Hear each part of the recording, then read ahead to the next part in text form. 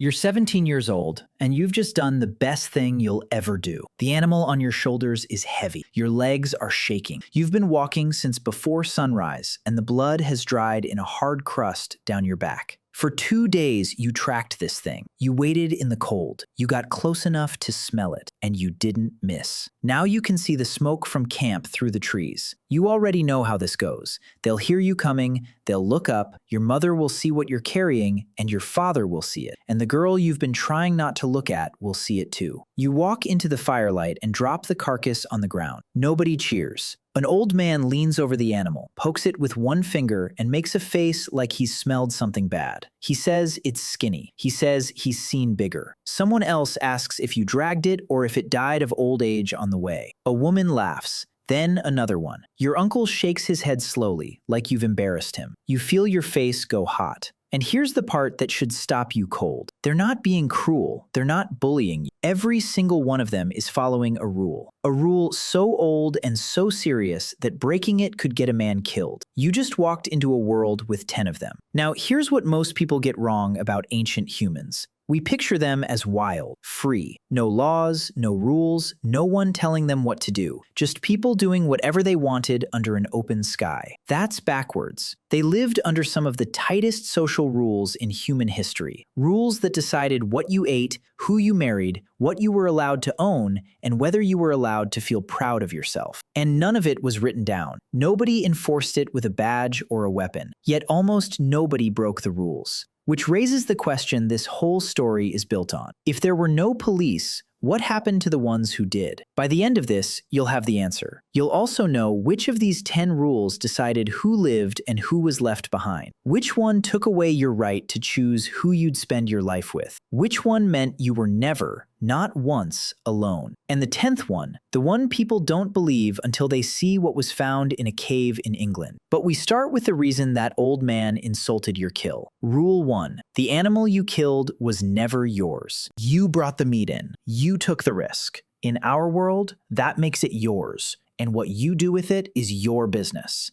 In that world, it wasn't your business. It wasn't even your meat. Among the Juhuansi of the Kalahari, studied closely across the second half of the 20th century, the meat didn't belong to whoever fired the arrow. It belonged to whoever owned the arrow. Read that again because it changes everything. Arrows were given away constantly, lent, traded, handed to a friend, passed to a relative. So on any given day, the arrow in your quiver was probably made by someone else. An old woman who could no longer walk far, a boy too young to hunt, a man with a bad hip who hadn't chased anything in years. When you killed, the meat went to them, and they were the ones who decided how it got divided. So the best hunter in camp could come back with a huge kill and walk away with a portion no bigger than anyone else's. And the old woman by the fire, who hadn't hunted in a decade, suddenly controlled the most valuable thing in the world that day. Think about what that does to a group. Hunting is luck. Even the best hunter fails most of the time. Someone can go a month without a kill through no fault of his own. If meat belonged to the man who killed it, that man's family eats and everyone else watches. The arrow rule made success random on purpose. It scrambled the connection between skill and reward over and over, so that nobody could ever build up a stack of favors owed to them. And that mattered more than it sounds. Because in a group of 30 people with no storage and no money, food owed is the only power that exists. The sharing didn't stop at the first division either. The person who received a portion was expected to break it up again and pass pieces on. Then those people passed pieces on. A single animal could move through every hand in camp before the sun went down, and by nightfall, it was almost impossible to say who had originally given what to whom. That was deliberate too. A gift you can trace is a favor. A gift nobody can trace is just food. And there was no fridge, no salt, no way to keep meat for a week in that heat. Sharing wasn't generosity. It was the only storage system they had, and the container was other people's stomachs. But sharing the meat was only half of it. There was a second rule waiting for you, and it was aimed at something much harder to give away: your pride. Rule 2. You were never allowed to feel good about yourself. Back to that fire. Back to the old man calling your kill skinny. That wasn't an insult. It was a ceremony. Anthropologists gave it a name: insulting the meat. When a hunter brought in an animal, the whole camp was expected to complain about it. Too thin, too small, barely worth the walk. And the hunter was expected to agree with them. He'd shrug and say it was nothing, hardly worth carrying. He almost left it behind. There's a story that gets told about this from a researcher who spent a year living with the Juhansi. He wanted to thank the people who'd fed and tolerated him, so he bought the largest, fattest ox he could find and brought it to camp as a gift. The reaction wasn't gratitude. One after another, people came to him quietly and told him he'd been cheated, that the animal was a bag of bones, that there'd be nothing on it but skin. He spent days worried he'd humiliated himself. When they finally butchered it, the ox was covered in fat. It was exactly what he thought it was. He'd been played. And when he asked why, the answer was blunt. A young man who kills a lot of meat starts thinking he's a big man. He starts thinking the rest of the camp are his servants. So they cool his heart. They make the meat worthless in his mouth before the idea can take root. That's not politeness. That's a weapon. And it's pointed at anyone who starts rising above the group. Because here's the trap in a small band of humans. There's no army, no wall, no throne. The only thing standing between the group and one man running it is whether the group is willing to cut him down early. So they cut him down early, every single time, with jokes. Mockery was the first tool. If jokes didn't work, they'd stop asking your opinion. Then they'd stop sitting near you. Then people would quietly start moving their sleeping mats to the far side of camp. And if a man pushed past all of that, if he kept giving orders, kept taking more than his share, kept threatening people who said no, hold that thought, because there's an answer to it, and it's the ugliest rule on this list. We'll get there. First, there's a rule about your own child that most modern parents can't stomach. Rule 3. Your baby wasn't yours alone. Picture the birth, your first child. Hours of it, in a shelter that isn't private, with the whole camp within earshot. And then, almost immediately, someone takes the baby out of your arms. Not to steal it, to hold it. Then someone else holds it. Then someone else. Among the Ife of the Ituri forest, researchers counted how many different people handled a newborn in its first days of life. The number was staggering. Infants were passed between many caregivers within hours of birth. Some were nursed by women who weren't the mother at all. By a few weeks old, an Ife infant might spend more than half its waking time being held by someone other than its mother. To us, that sounds like a violation. To them, keeping your baby to yourself would have looked like the strange behavior, selfish even, possibly dangerous. Now, here's why this rule existed, and it's not sentimental, it's arithmetic. A human baby is the most expensive thing in nature. It's born unfinished. It can't cling, it can't walk, it screams, and it stays useless for years. Ape mothers raise their young almost entirely alone, and they space births out by 5, 6, even 8 years because that's what one mother can afford. Human mothers in these groups had babies far closer together than that, 3 years apart, sometimes less. That should be impossible. One woman cannot feed and carry 2 dependent children while walking miles a day and gathering most of the group's food. She could do it because she never had to do it alone. Aunts, grandmothers, older sisters, cousins, even young girls barely past childhood. All of them carried, soothed, fed, and watched. The child belonged to a web of people, not to a household. And that web is arguably the reason our species exists at all. We outbred everything similar to us not because our babies were tougher, but because we handed them around. But that rule had a hard edge to it, and this is the part that's difficult to say out loud. If a child belongs to a whole group, then a whole group has to be able to carry that child. And a group that walks 15 kilometers in a day with everything it owns on its back can only carry so many small children at once. A woman nursing a 2-year-old who is still being carried cannot also feed a newborn through a bad season. In some of these societies, that arithmetic was faced directly, right at the moment of birth, by a mother who knew exactly what she could and could not survive. Nobody talked about it afterwards. It wasn't cruelty and it wasn't a crime. It was the same brutal maths that governed everything else in that world, applied at the worst possible moment. So yes, your child belonged to everyone, which also meant the survival of your child was a group decision before it was ever yours. If you're finding these forgotten rules as unsettling as I am, subscribe now, because the next one is the reason ancient humans never needed a police force. Rule 4. You were never alone. Not once in your entire life. Try to remember the last time you were completely unobserved.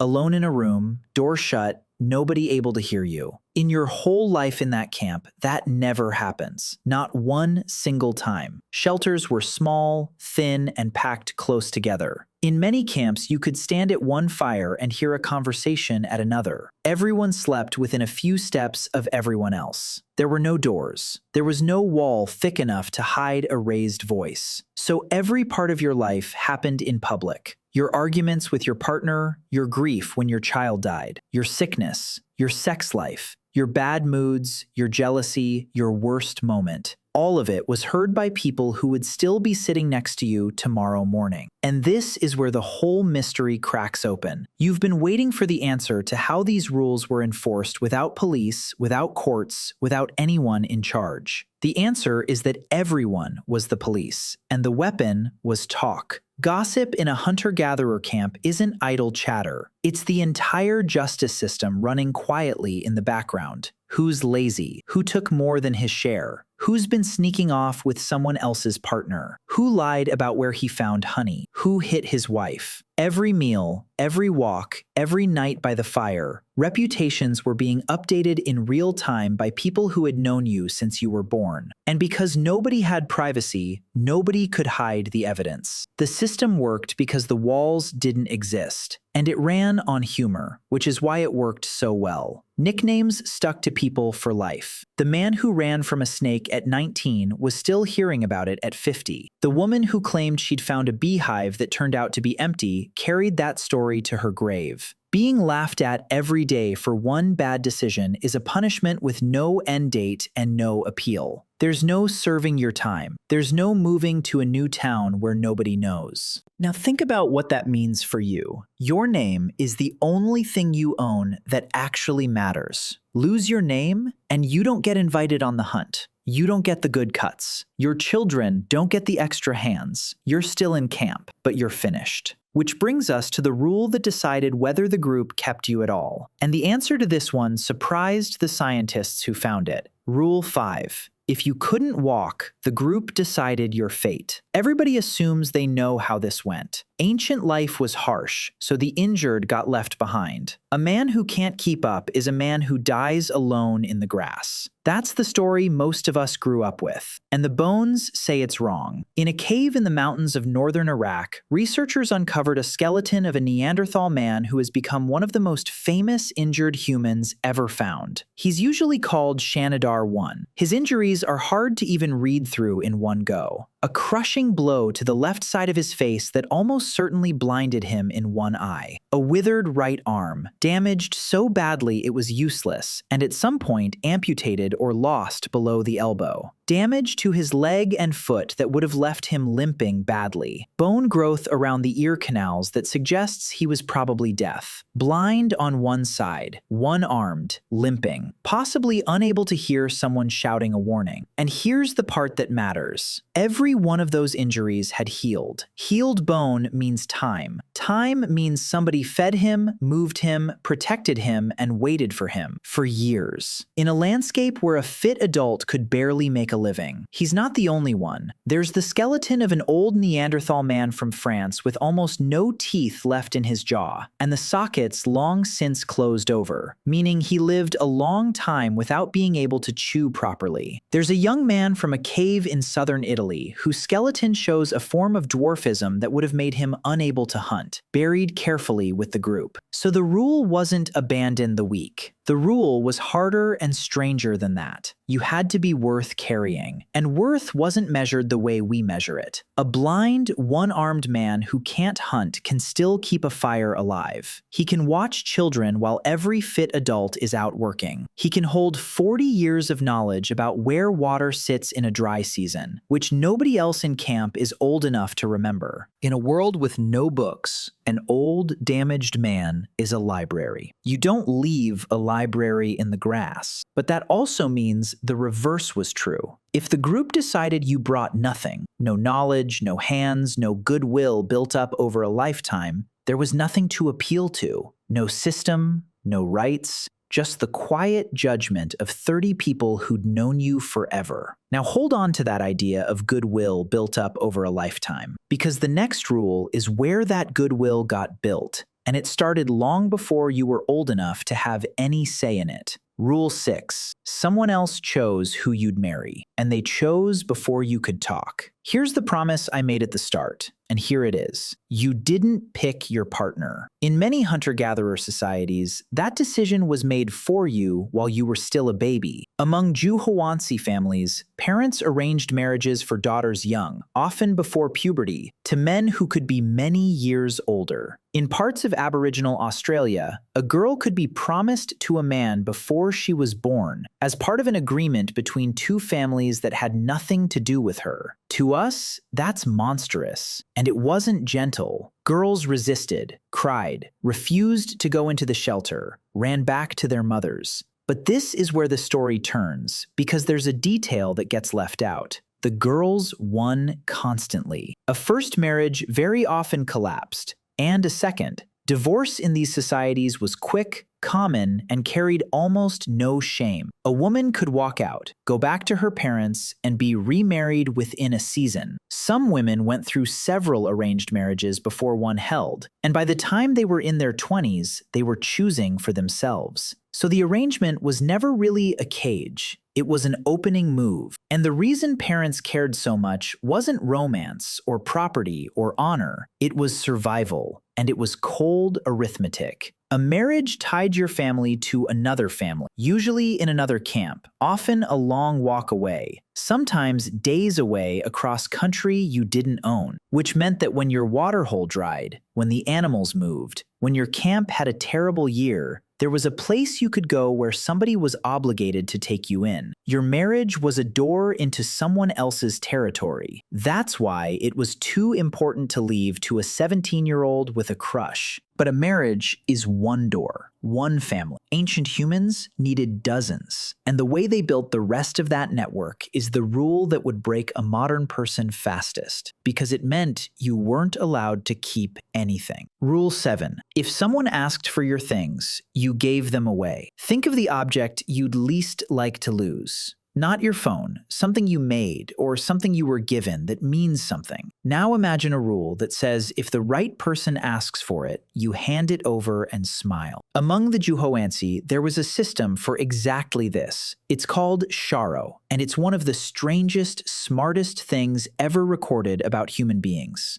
Sharo was a gift network. You had partners scattered across a huge area, some of them 100 kilometers or more away, people you might only see once every year or two. And with each of those partners, you exchanged things. A knife, a necklace of ostrich eggshell beads, a pot, a blanket, arrows. The rules were strict, and they're the opposite of how we think about trade. You couldn't refuse a gift. You had to eventually give something back. But you must never give it back immediately, and you must never give back something of exactly equal value, because that would settle the debt. And there's a harder version of this rule that ran underneath the gift network, every day at close range. If someone in camp admired something of yours and asked for it, saying no was extremely difficult. Not illegal, just socially expensive in a way you could feel. People gave things up constantly, sometimes visibly reluctantly, because refusing marked you as the kind of person who holds on to things. Which is why almost nobody bothered accumulating anything. What's the point of a beautiful knife you'll be asked for by Thursday? And settling the debt was the one thing nobody wanted. The debt was the point.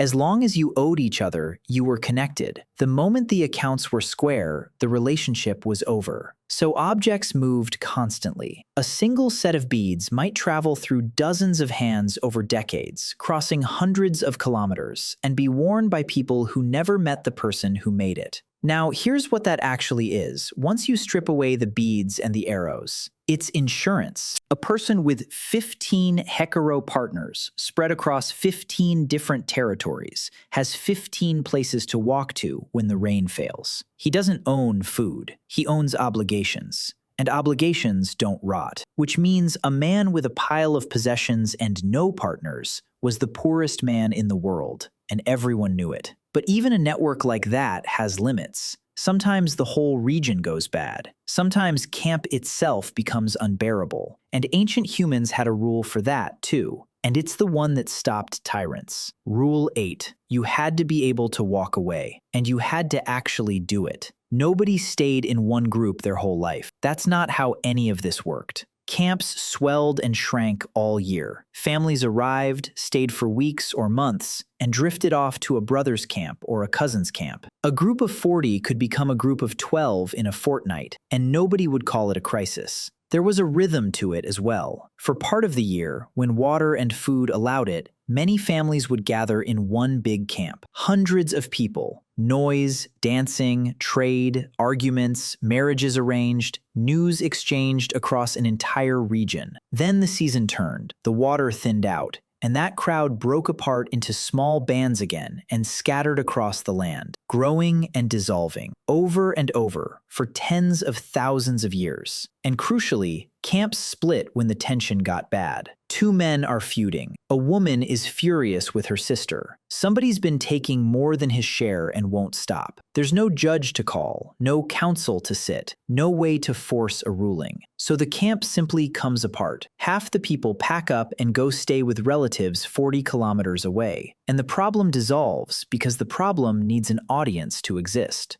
This sounds like avoidance. It's actually the most powerful political tool humans have ever had. Think about the bully from Rule 2, the man who won't be mocked into line, who takes the best cuts, who leans on people. He can only be a big man if there are people standing there to be big in front of. The instant they walk, he's a man alone in the bush with a spear and nobody to feed him. That's why for most of our history, nobody could rule anybody. Not because ancient humans were naturally kind, but because the exit door was always open and everything they owned fit on their back. You can't tax people who can leave. You can't threaten people who can vanish over a hill. You can't build a throne on a group that dissolves the moment you stand on it. That freedom is the thing we traded away when we started planting fields and filling grain stores. You can walk away from a bad camp. You can't walk away from a harvest. But walking away has one obvious hole in it.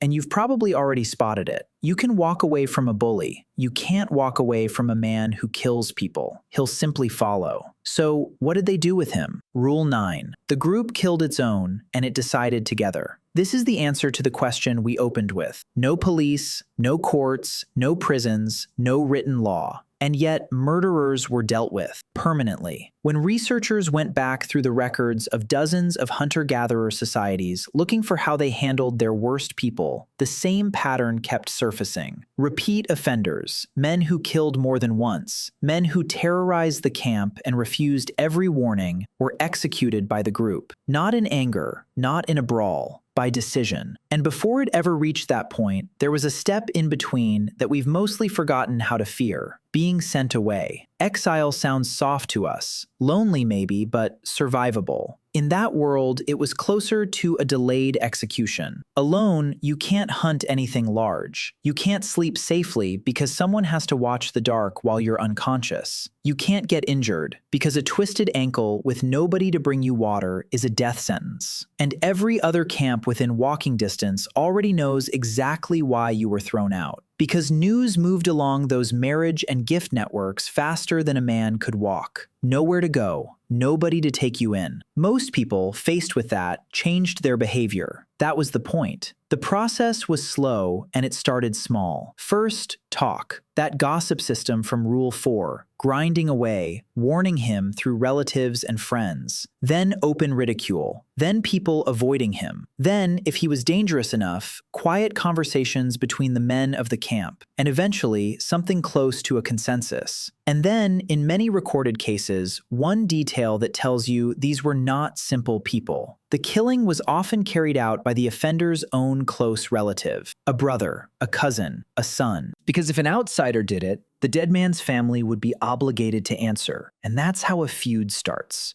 And a feud can wipe out a camp over 2 generations. But if his own brother does it, with the family's agreement, there's nobody left to take revenge on. The system had a built-in circuit breaker, and it was built out of grief. In some Arctic communities, the community would formally ask a close kinsman to do it, and he would. In others, several men would act together so that no single person could be blamed. That's not lawlessness. That's a legal system with no writing, no buildings, and no officials, running on reputation, patience, and an execution of last resort. And now you understand what that old man was really doing when he insulted your kill. He was standing at the very beginning of a road that at the far end has a brother walking towards you with a spear. They mocked you early, so it never had to go that far, which leaves one rule. And it's the one that people refuse to believe until they see what came out of a cave in England. Rule 10. The dead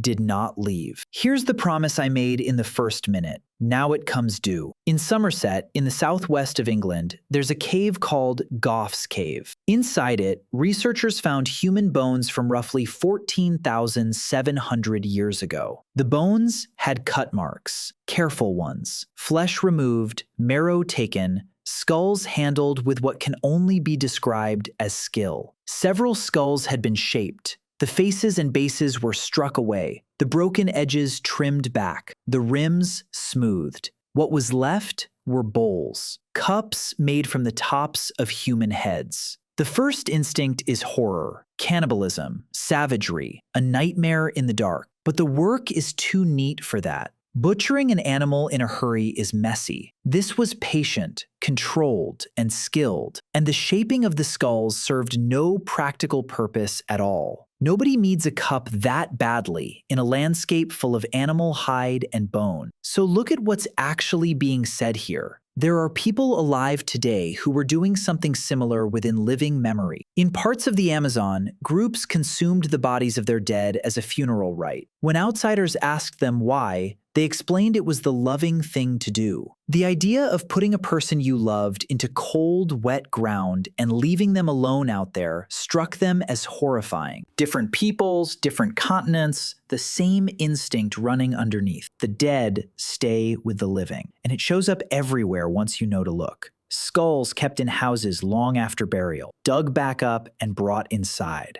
Skulls with faces rebuilt on them in plaster, given shell eyes, kept where the family lived. Bodies buried under the floors people slept on. The rule was simple and total. Your dead did not go somewhere else. They stayed in the camp, in the house, in the hands of the people who loved them, sometimes literally at the table. And the practical side of it is stranger still. Some of these bodies were left out first, until only bone remained, and then collected and brought back and kept. That's not a burial. That's a 2-stage process where the person is temporarily put aside and then permanently returned. Death wasn't an exit, it was a change of form, and the group kept custody either way. We put our dead behind a fence on the edge of town and visit twice a year. They kept theirs in the room. So there are your 10 rules. Give away your kill. Never be proud. Share your child. Never be alone. Earn the right to be carried. Marry who you're told. Own nothing you can't give away. Always be able to leave. Kill your own when you must. And never let the dead go. Now, the answer to the question underneath all of them: why did people follow rules that nobody wrote down and nobody enforced?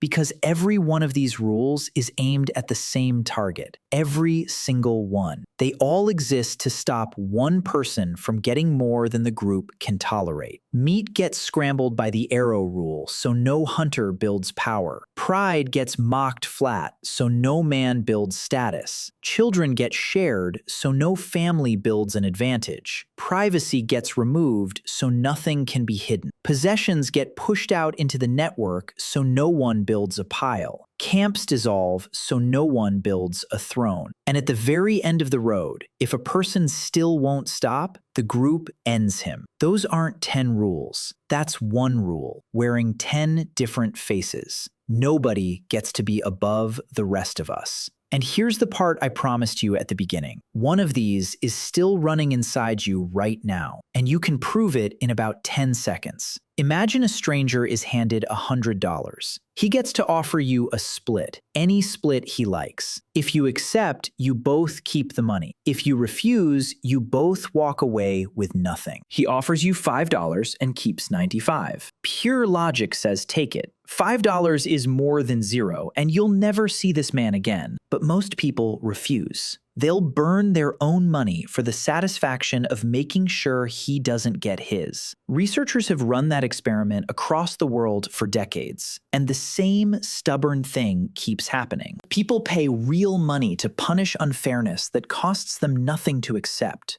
That's not logic. That's a rule. It's the arrow rule. Still firing in your chest tens of thousands of years after the last hunter dropped a carcass by the fire and was told it was skinny. You've never lived in a camp. You've never insulted anyone's meat. Nobody arranged your marriage, nobody asked you for your possessions, and you sleep behind a locked door. But when someone takes more than their share, something old sits up inside you and refuses.